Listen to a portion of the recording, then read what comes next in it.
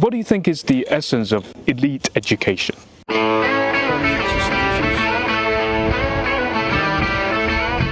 What do you think is the essence of elite education? If education is elite, it suggests that only very few are getting the benefit. And if you are privileged enough to get a special education, your duty is to use it.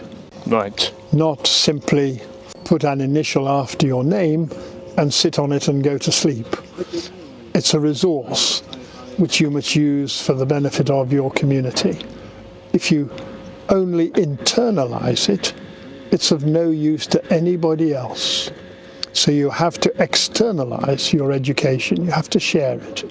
I appreciate the angle. It's coming from a very altruistic perspective.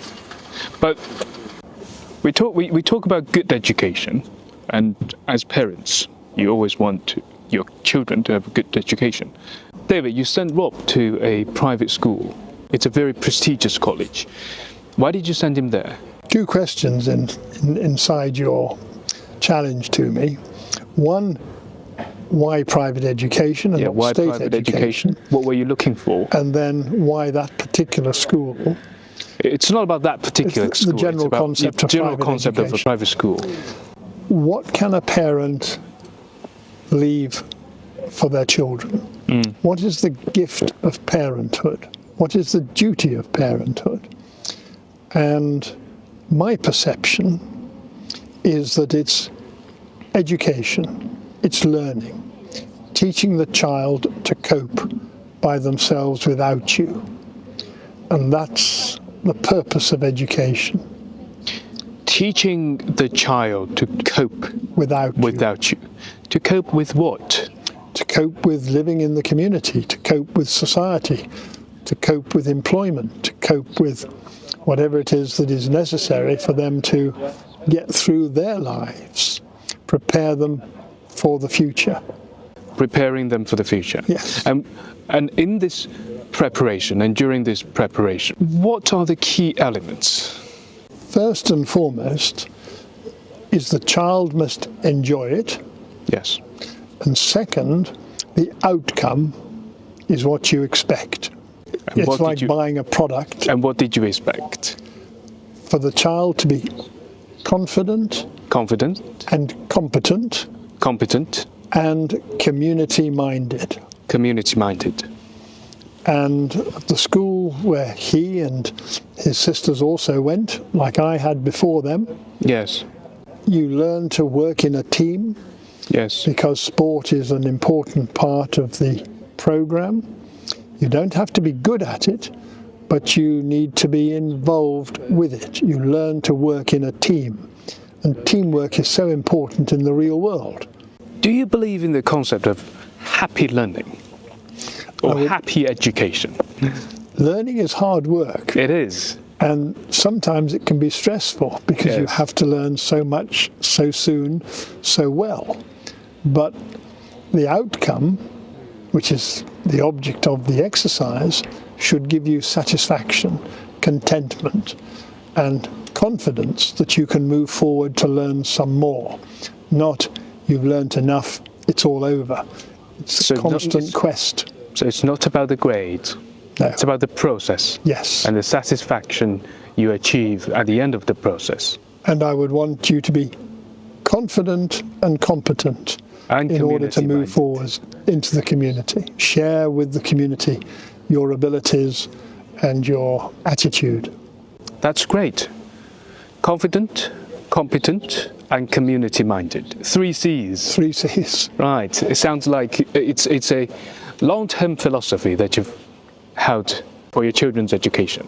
But one that they need, because if you turn it around the other way, take away community, you become lonely. Right. Take away competence, and nobody wants you because weak. You've got no value, no use. Take away confidence, and you've got no resources for linking with the outside world. Confidence, competence, community are essential ingredients. Without them, there's tragedy. And we don't want to hand on our children tragedy. We want to hand on optimism, hope, a future. And that's the legacy that I would want the investment to produce. And it is, as you rightly say, an investment. It's elite. It's a small proportion of the whole, but it's what I want to control. And like you said, elite education is only accessible to a few, and the majority of the parents wouldn't be able to afford going to these prestigious colleges. But still, I mean, parents should have the chance to Yes. give their children Yes.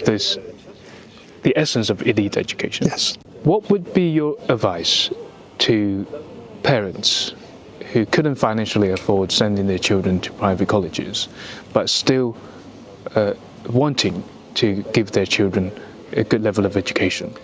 What would be your advice?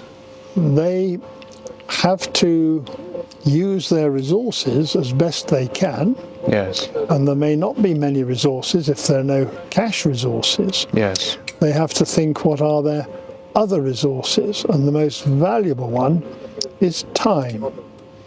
Can they give time to their children to nurture their child's education, whether it's education at reading a book, education at hitting a tennis ball, education at swimming, education at speaking. If you can give your child the time to develop those skills, yes. you are like a private teacher, and you become The best. more than a parent, you become the best teacher a child could ever have. Right. Okay. Moving away from these parents, let's talk about young people. I mean, many young people nowadays suffer from stress, including myself. We call it the internal conflict or emotional friction. Well, I've known you for a couple of years, more than 8 years now. I've thought about it. 8 years. You've always been a very calm and relaxed person, wisdom, knowledgeable. What's your secret to, being so calm? And what would be your advice to young people who are suffering from stress? There are many influences in our lives, Yes. and we are the product of influences upon us. And I've had, now in my many years, a lot of influences of different people. Right. There have been my parents, my family, of course, my teachers, my work colleagues, my clients, and people I've met on my journeys. And at each stop on the journey, you can learn something else, learn from others. And once you realize that you're not really in charge of your circumstances, you have to learn to live with those circumstances and respect those around you. You may not always agree with them, you may not always like them, you may not always want to work with them, but the problem is, if you don't, then you become alone. Yeah. You are not contributing and you're becoming stressful. So the message is, keep going by living the world that you live in, not hiding behind a bush or a tree or a room with a locked door. Just keep going. Keep going, but in keep going, I always use the expression deep breathing.